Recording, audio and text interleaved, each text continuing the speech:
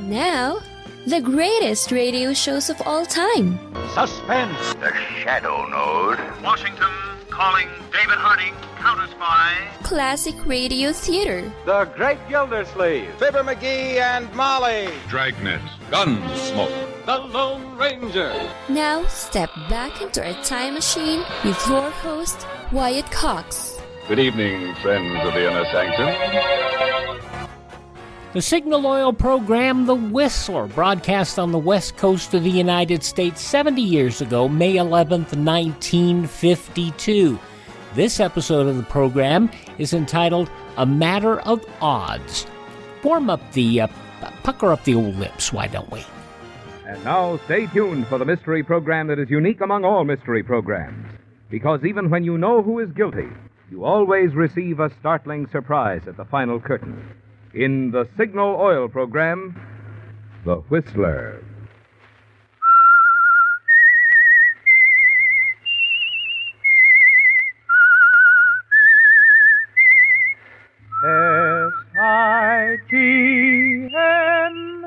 S-I-G-N-A-L. Signal. Signal gasoline. Signal, the famous Go Farther gasoline, invite you to sit back and enjoy another strange story by The Whistler.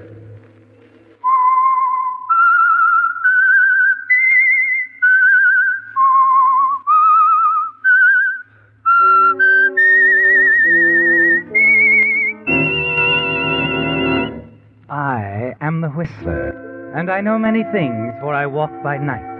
I know many strange tales hidden in the hearts of men and women who have stepped into the shadows. Yes, I know the nameless terrors of which they dare not speak. And now for the Signal Oil Company, The Whistler's strange story. A Matter of Odds.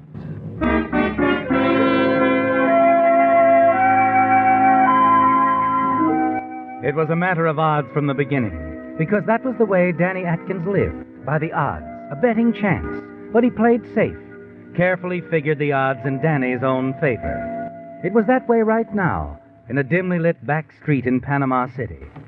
Danny was carefully following a sailor named Keller, with whom Danny had had several drinks, before Keller left the Seven Sinners bar with a little too much alcohol aboard.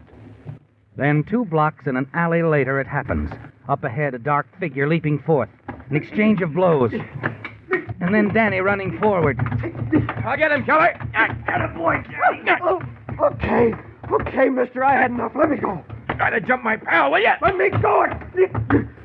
All right, keep your go. Get him, Danny. Oh, skip it. But I thought that You thought nothing. Here. Your wallet. Are you too tight to see? Oh, now look, Danny. Sure. Look, Keller, I suppose you didn't talk too much back there in the Seven Sinners, huh? Well, I suppose you didn't go big shot, flashing that wad. Look, Danny, we just met. I'm not Sure, used we just met, and I just saved you 3 months' pay, sailor. All right. So come on, I'll buy you a drink. You're my pal. Yeah, sure. Okay, Keller, I'm your pal. You can just do that. You can buy me a drink.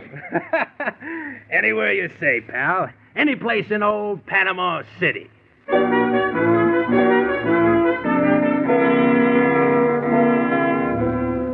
Amusing, isn't it, Danny? The way you picked up with Sailor Keller and the Seven Sinners, became friendly with him.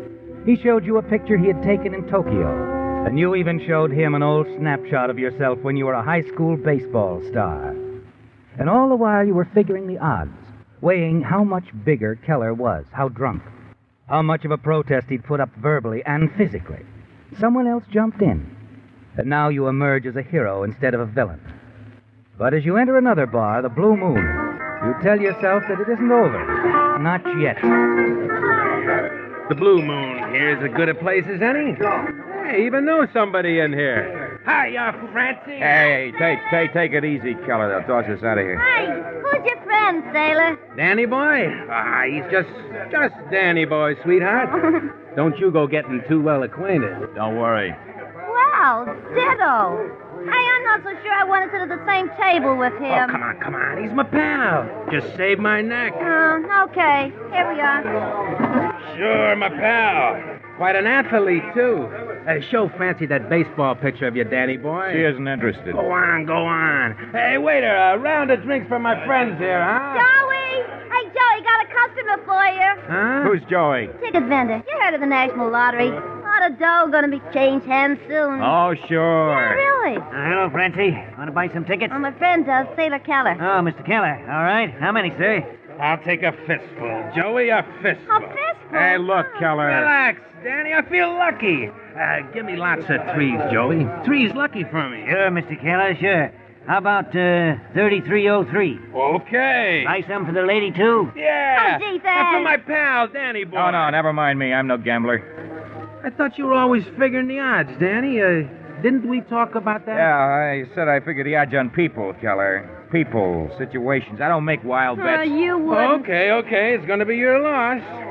Skip him, Joey. But me, give me a fistful of those threes. And waiter, another round for us here for Francie, Joey, and me, and my pal, my old pal, Danny boy. Oh, you're a sport, Oh, sweetie. look, Keller, you're a sucker. The odds are against you, 50,000 to 1. Pay no attention to him, Against honey. me? Okay, Danny boy, so what? So what? So I'll see you in the morning. Over at your hotel. Anything you say, pal. My room's 214. Right now, I'm going to stay anchored for a while. Me and little Francie. That's right, hon. Oh, I was wrong, Keller. 100,000 to 1 odds. And all against you, all the way.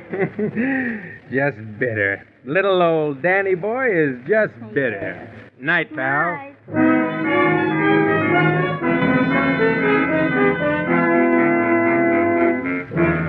It's infuriating, isn't it, Danny? Watching Sailor Keller spend his money so foolishly. Money you'd hoped for. Money that might have taken you back home to the States. But there's very little you could do about it, is there? And the next morning on your way to Keller's hotel, you look into the bar, wondering if he even made it home last night. And then something hits you. A number marked on the mirror in the back of the bar. Number 3303, Keller's number. The winning ticket in the week's lottery. Your mind spins, already starting to figure the odds in still another direction. In his hotel room, Keller is probably still sleeping off last night. A plus in your favor.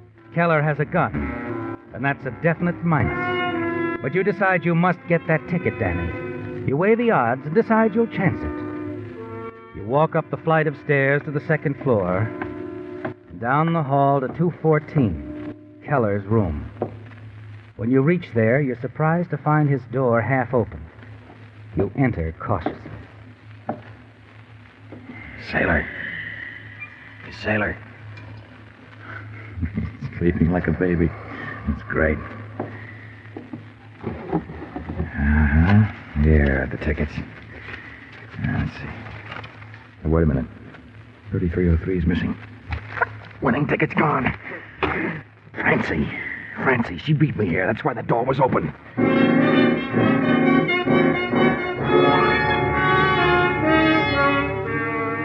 It has to be Francie, doesn't it, Danny? Yes, the girl in the bar last night. It's the middle of the afternoon before you finally find out where she stays and stop by her apartment. Lottery tickets? I don't know what you're talking about. Oh, no, you wouldn't. You packing, Francie? Huh? Going somewhere? Well, yeah, I got a new engagement. I'm being booked into San Francisco. Oh, sure. It's funny, I'm heading that way myself. Yeah?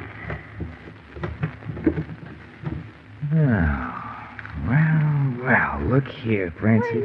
Right on top of your pretty things. All this money. Okay, well, all right. So I cashed Keller's ticket. Look, we can split it. I took it from Keller, sold it to my boss for $30,000. So I see. Thanks for cashing it for me, Francie. What? 30,000 will take me quite a distance. Hey, but you... Oh, poor old sailor. He wouldn't believe me about the odds, would he? Never mind the sailor. He'll sleep all day. Well, look, Daddy, don't take it all. Leave me some of that money. After all, I was... Yeah? Who is it? Me, Francie. Sailor Keller. Open up. I want to talk to you. Keller, what do we do? Come on, Francie. If you don't open this door, I'll blast the lock. He's got a gun. Yeah. Francie, I'm giving you exactly 10 seconds. No more.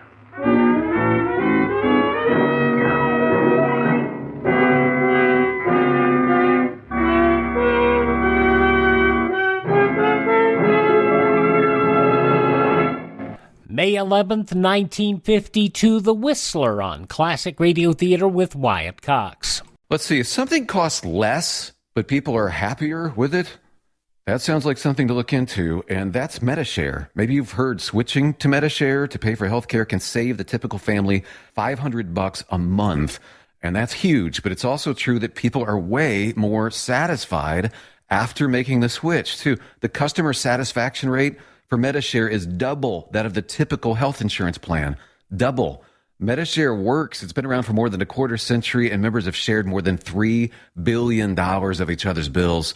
People love having telehealth and a huge nationwide PPO network. So, yeah, you can save a ton and like it better. Imagine being happy with how you're taking care of your health care. So if you're self-employed or part of the gig economy, or you just want a plan you're happy with, you can call right now and get a price within 2 minutes. A very, very smart use of 2 minutes. Here's the number you need. 833-34-BIBLE. That's 833-34-BIBLE. 833-34-BIBLE. Now on Classic Radio Theater with Wyatt Cox, The Whistler, May 11th, 1952.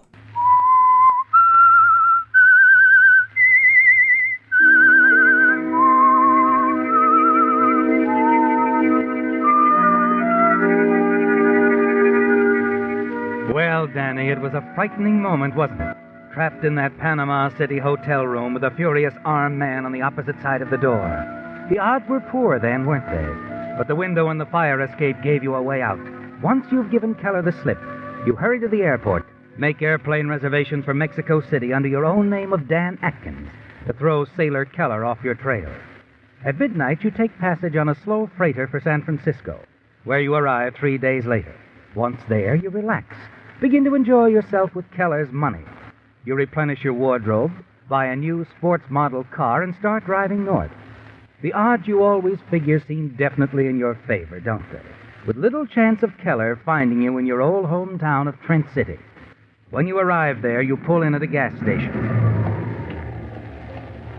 Yes, sir. Fill her up. Hello, Jack. Well, what do you know? Danny Atkins. Hey, welcome home. You here to stay? Maybe. Nothing like the old hometown, Danny. Yeah, looks good to me, Jack. Nothing changed much, has it? Nah, the old gang's still around, too. Most of them married now, though. Freddie, Bert, Marilyn. Yeah? Just about all of them, I guess. Except Diane. Remember her? Diane Johnson? Oh, she was just a kid out of high school. But my, how she's grown. Why don't you look her up? Yeah, maybe I will.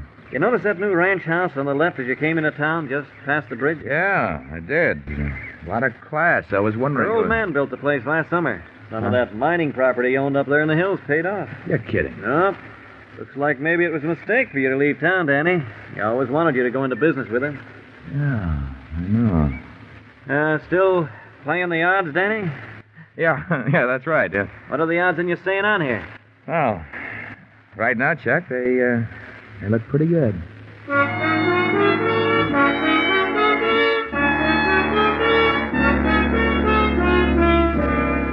After you leave Chuck, you register at the local hotel, then cruise about town.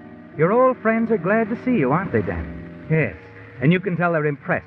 Your new car, the fine cut of your clothes. You spend 2 or 3 days enjoying yourself, renewing old acquaintances.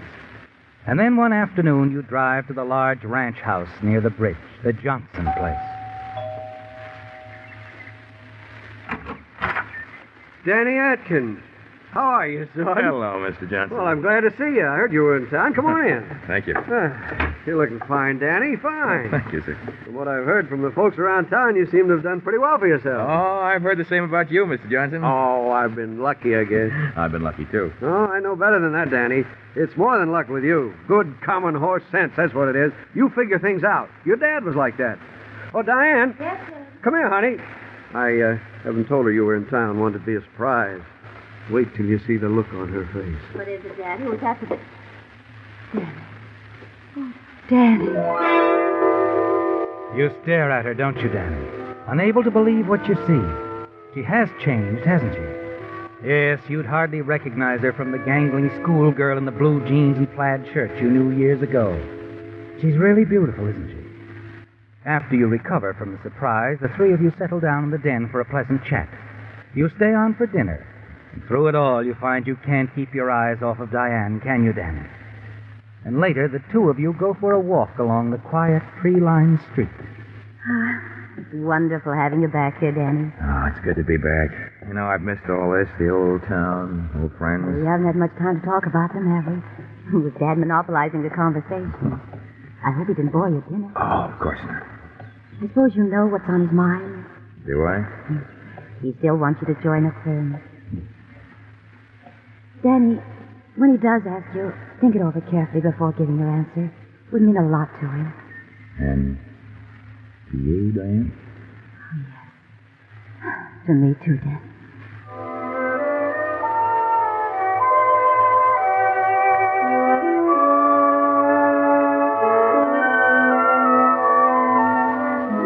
It becomes quite clear to you in the days that follow, the hours you spend with Diane, that your friend Chuck was right, Danny. Yes, the schoolgirl crush she had on you hasn't left her, has it? Only it's more than that now. She's very much in love with you, isn't she? And then early one evening, the two of you drive down to San Francisco and have dinner at a fashionable hotel.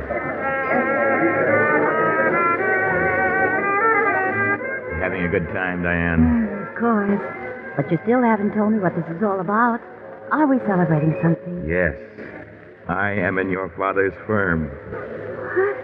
Danny, that's wonderful, Dad didn't say. I wanted to be the one to tell you, darling. Oh, Danny, I'm just so happy about this. I just don't know what to say. Well, you could say yes when I ask you to marry me. Well? Let's go out on the terrace, darling. I think little Diane is going to burst into tears.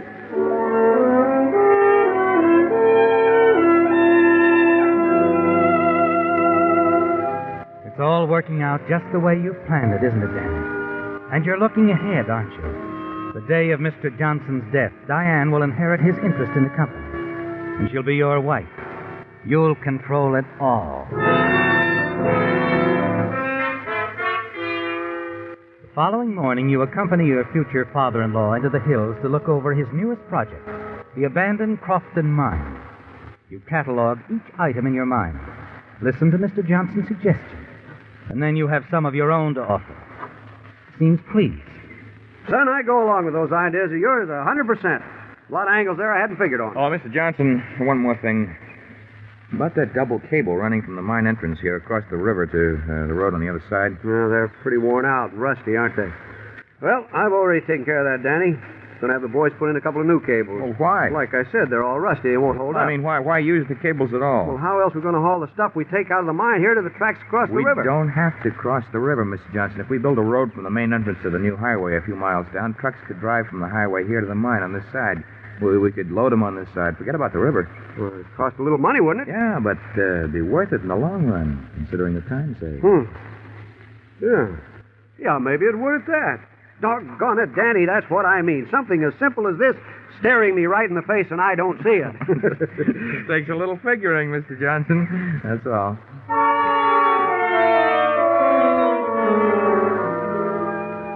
Plans for the reopening of the old Crofton mine run smoothly in the next few days, don't they, Danny?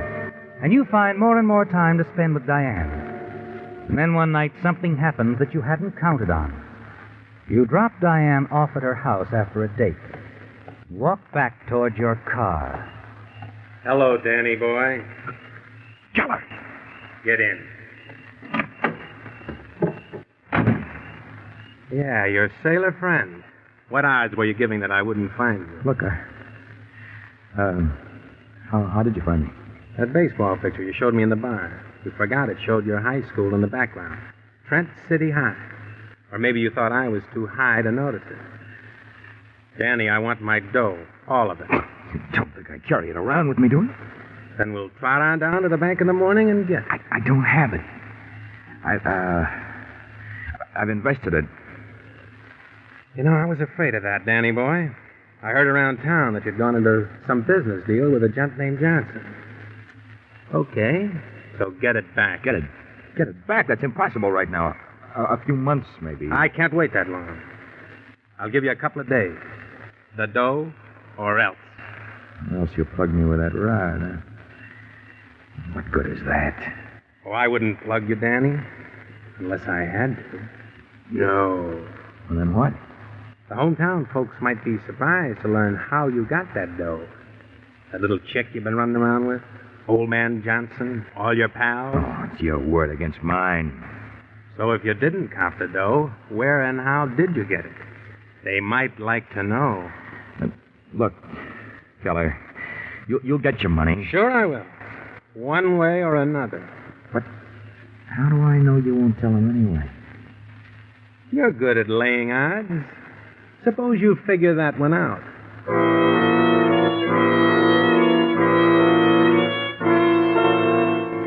There's little sleep for you that night, Danny, because of Keller and the threat he holds over you.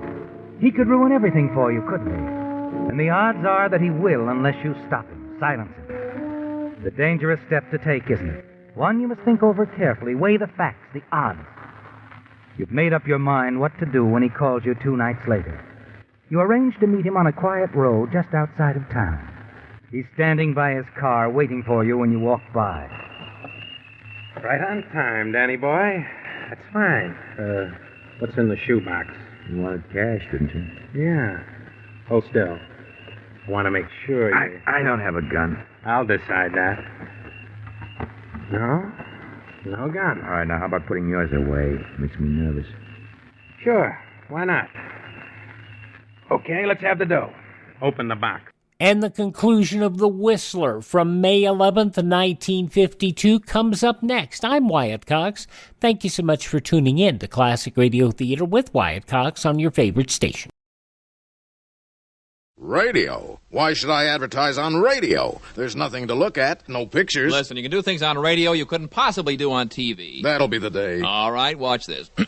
Okay, people, and now when I give you the cue, I want the 700-foot mountain of whipped cream to roll into Lake Michigan, which has been drained and filled with hot chocolate. Then the Royal Canadian Air Force will fly overhead towing a 10-ton maraschino cherry, which will be dropped into the whipped cream to the cheering of 25,000 extras. All right, cue the mountain.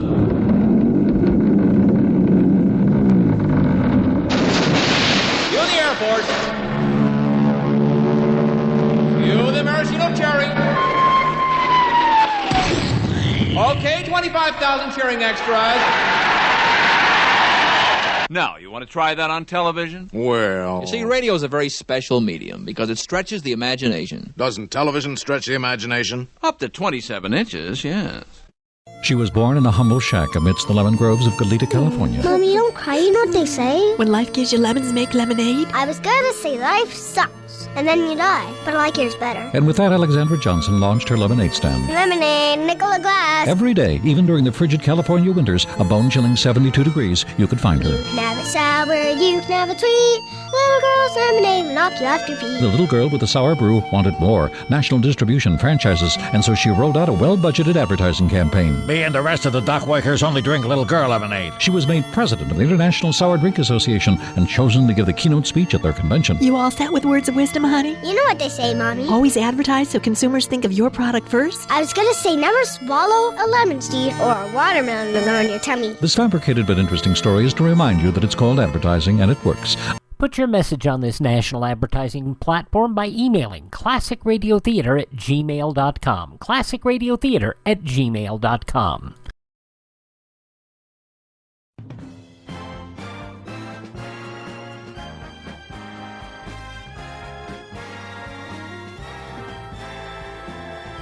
Thanks for tuning in to Classic Radio Theater with Wyatt Cox. Now the conclusion of The Whistler, A Matter of Odds, from May 11th, 1952.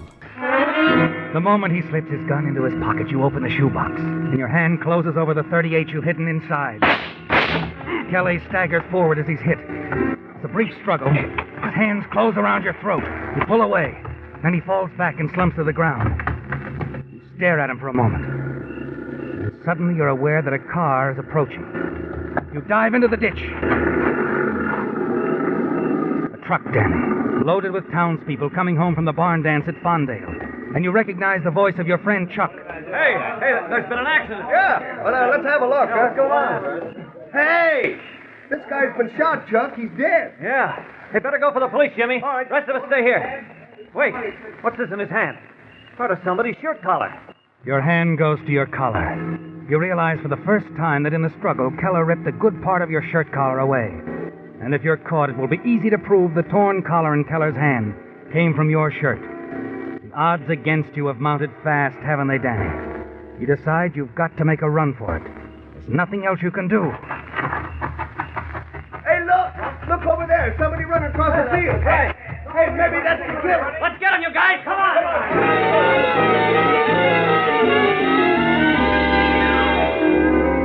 They're not far behind as you approach the foothills, are they, Danny?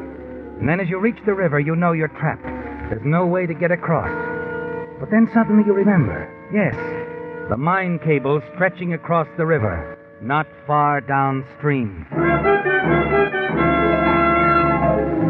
A few minutes later, you reach them. What are the odds now, Danny? The cables are eaten by rust, and it's a long way across, isn't it? A rushing river below. If you make it to the other side, you'll be safe. If you stay here, the chances are you'll be caught. You weigh the odds carefully, don't you, Danny? It's a matter of timing. And even if the cables do break and you fall into the river, you're a good swimmer. And you're certain you can make the other side. And then... I tell you, I'm sure he came up this way. Well, he isn't here. Did you get a good look at him? No, it's too dark. He probably headed downstream toward the bridge, the only way across. Yeah. Hey, but wait a minute. I just happened to think of something. What about those cable lines leading across the river? They're around here someplace, aren't they? Well, yeah, sure. But a guy'd be a sap to try it. Hand over hand, more than 50 yards. I guess you're right. He wouldn't try it. Come on. Yeah. Wouldn't I try it, Chuck? Wouldn't I?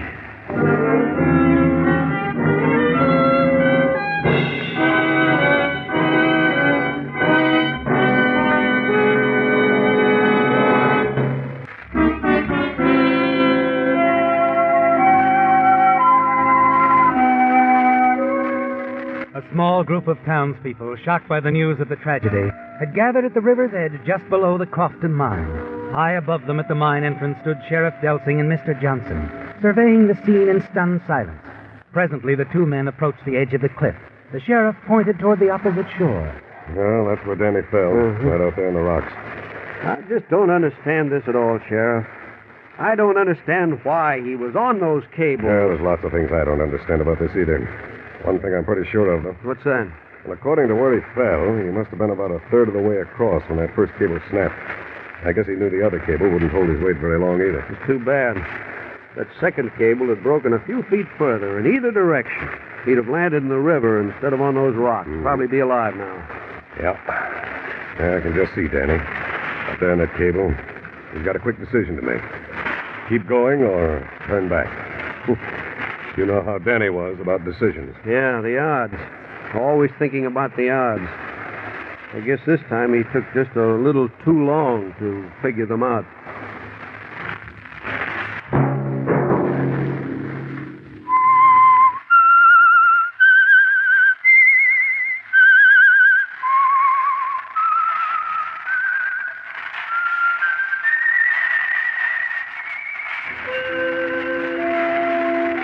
Let that whistle be your signal for the Signal Oil program, The Whistler, each Sunday night at this same time.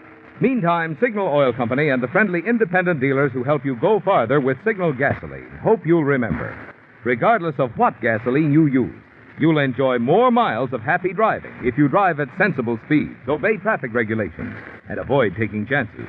You may even save a life, possibly your own.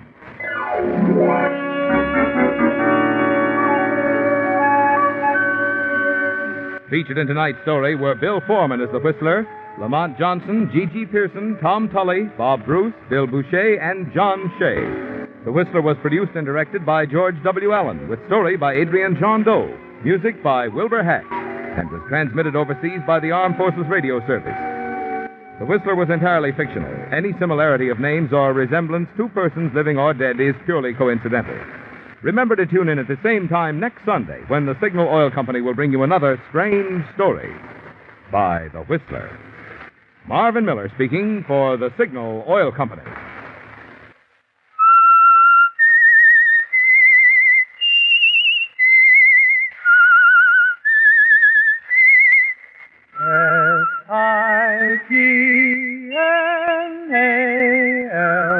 Signal, Signal gasoline.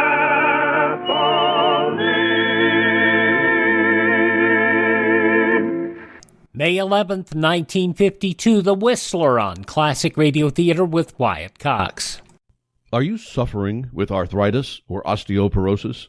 Do you have diabetes? Did you know that these are just 2 of the hundreds of diseases that have seen improvement with Dr. Wallach's incredible longevity products? You can't get them at a health food store. The only way to get them is to call us at 800-214-0065. That's 800-214-0065. Do you have heart disease, fibromyalgia, or high blood pressure? Do you have a terrible time losing weight? Dr. Wallach can help. He was a veterinarian and cured diseases in animals. He felt that he could do the same for humans, so he became a physician. Over 50 years of research and helping people like you goes into every bottle of Dr. Wallach's amazing discoveries. Do you want to feel better? Learn how to treat the cause of your problem rather than covering up the symptoms with drugs. Call 800-214-0065. That's 800-214-0065. Now on Classic Radio Theater with Wyatt Cox, an episode of the soap opera Claudia, as Claudia heads to the doctor. This episode, May 11th, 1948. And now, Claudia.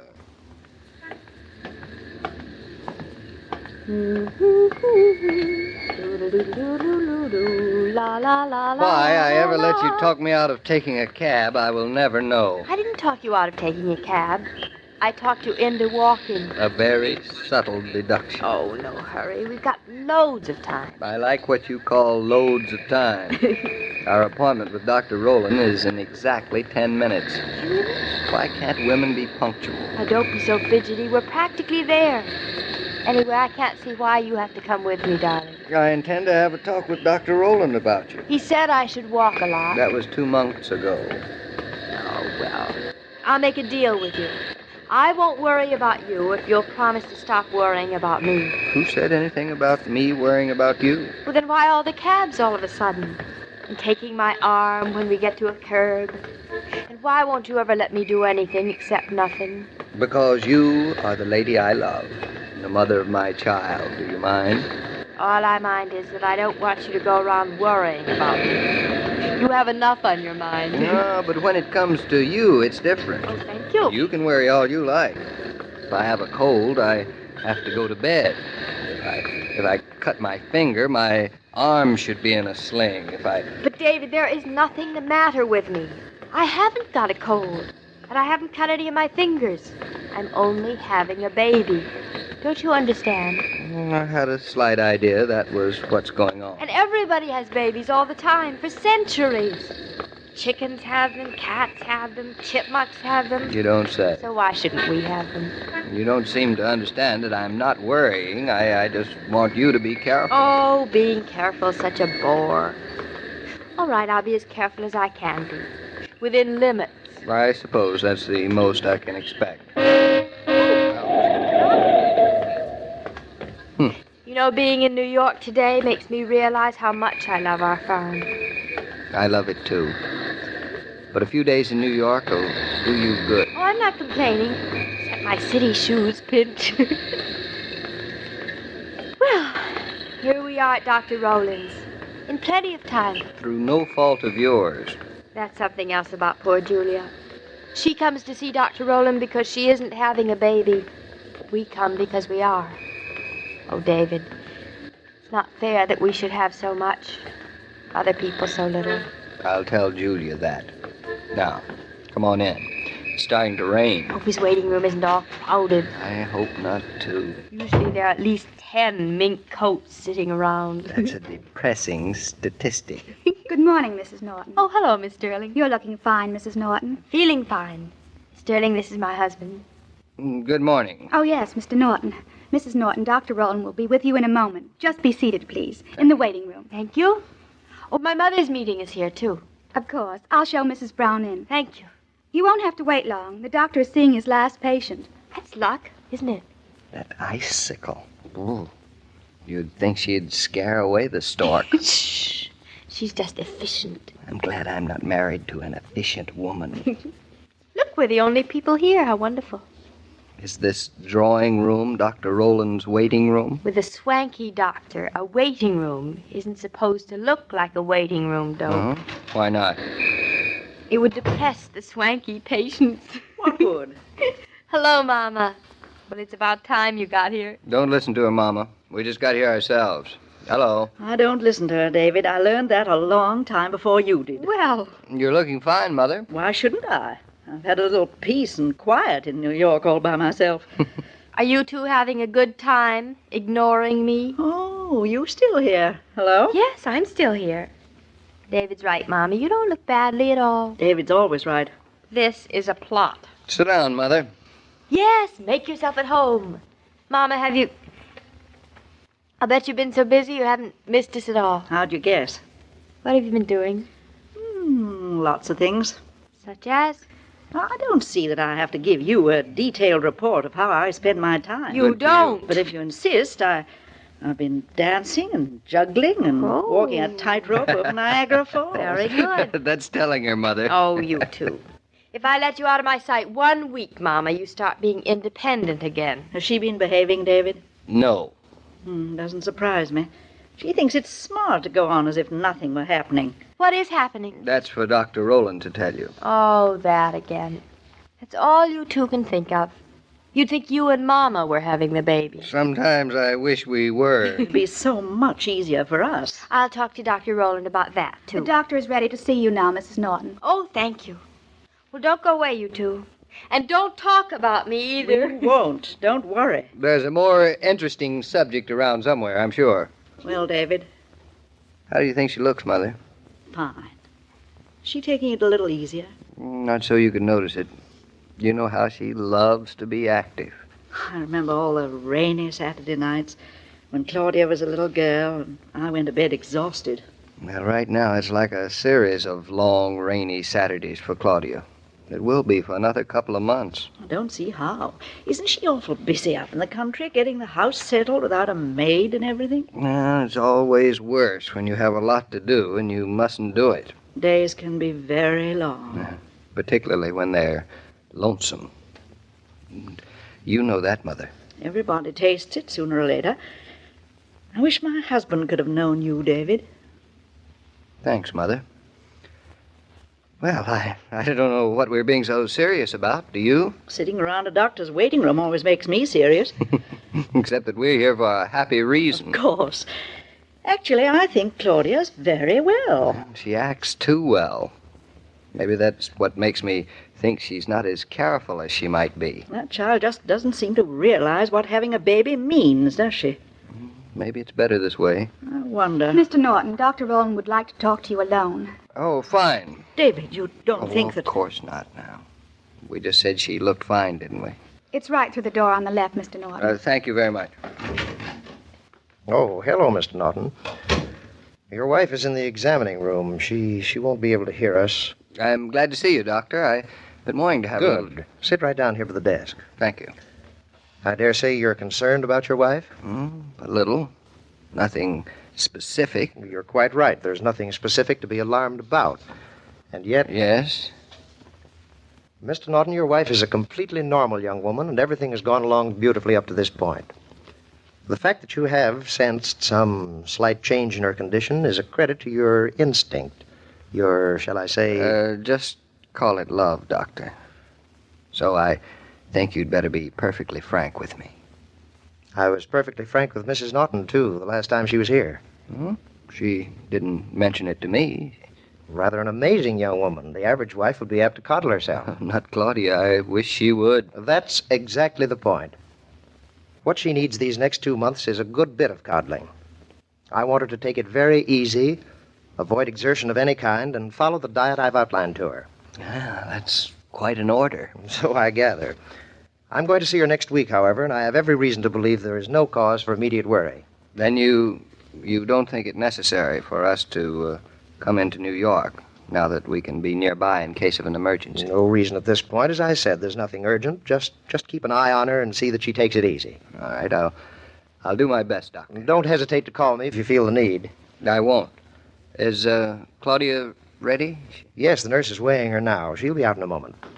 She isn't upset about herself, is she? She doesn't seem to be. She seems to be a very well-adjusted young woman, for which you should be particularly grateful, Mr. Norton. Well, I am. Still, Being as active as she is, these next 2 months aren't going to be easy for her. Yeah, I appreciate that. That's why I'm glad you dropped in to see me. This is one of the times when an ounce of cooperation is worth a pound of cure. Goodbye, Mr. Norton. Goodbye, Doctor, and thank you very much. Oh, I thought it was Claudia humming. Oh, she'll be out in a minute. Well? Nothing much. I don't like the way you say that. What does it mean? Just what you think it means. Nothing too serious. We'll have to keep a close eye on her. How would you like that? Oh, thank you. Then you will come back to Eastbrook with us? Now, what do you think? I hate asking you. You don't have to ask me. Ask you what? I married a couple of eavesdroppers. Well, let's be on our way. I'm hungry. Let's go to lunch right away. All of us. All of us, but me. I'm going back to the office. You are mule-headed. It has to be living with you. Oh, it's a good thing. I hope he's as stubborn as you. You never said a truer thing, Mama. Come on, darling. I'll help you with your coat. Oh, I can do it alone. Be quiet and stand still. I'm not an invalid. You heard your mother. Personally, I don't care whether you stand on your head or not. You but don't. the least you can do is obey your dear, darling mother. Oh, dear, darling mother wishes you'd been around for the last 15 years. We both need moral support. Why don't you come back to Eastbrook with us, Mother? Is that an invitation or a cry for help? A cry for help, of course. And I'll think it over.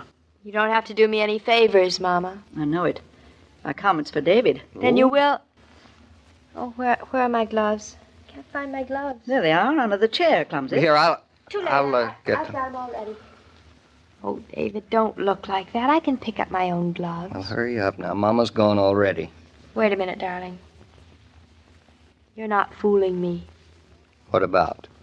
Whatever Dr. Roland told you to make you look like this, I'm sorry. Look like what? Don't try to put on now, please. Please trust me, David. I know it won't be easy having a baby. I didn't know whether you did, so I went on acting like usual, so you wouldn't worry. You little cluck. Now you know, too. I can tell by the look in your eye. Oh, you're too smart. No, it's not a matter of being smart. It's a matter of loving someone enough. I'm not going to be foolhardy about our baby. So promise me not to worry anymore. I'll be careful. You bet you'll be careful. Mama's coming back to Eastbrook with us to see that you are. Every cloud has its silver lining. Well, we better hurry. Our silver lining is waiting out in the hall for us. Oh, David, you're the most wonderful, darling person in the whole world. I was a little frightened, but I'm not anymore.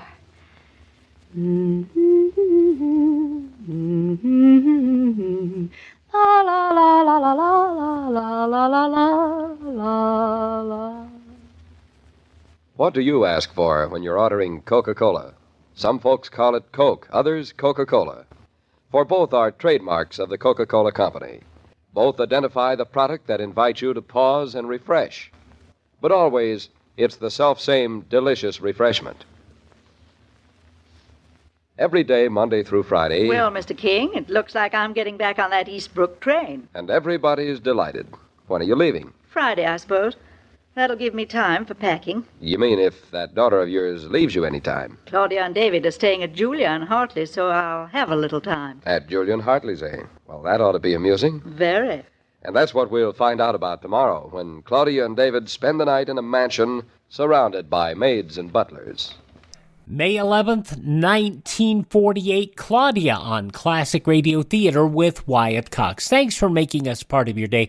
Please thank this station and support their advertisers. It is their kindness and courtesy that allow us to be with you each and every time we're here on your favorite station.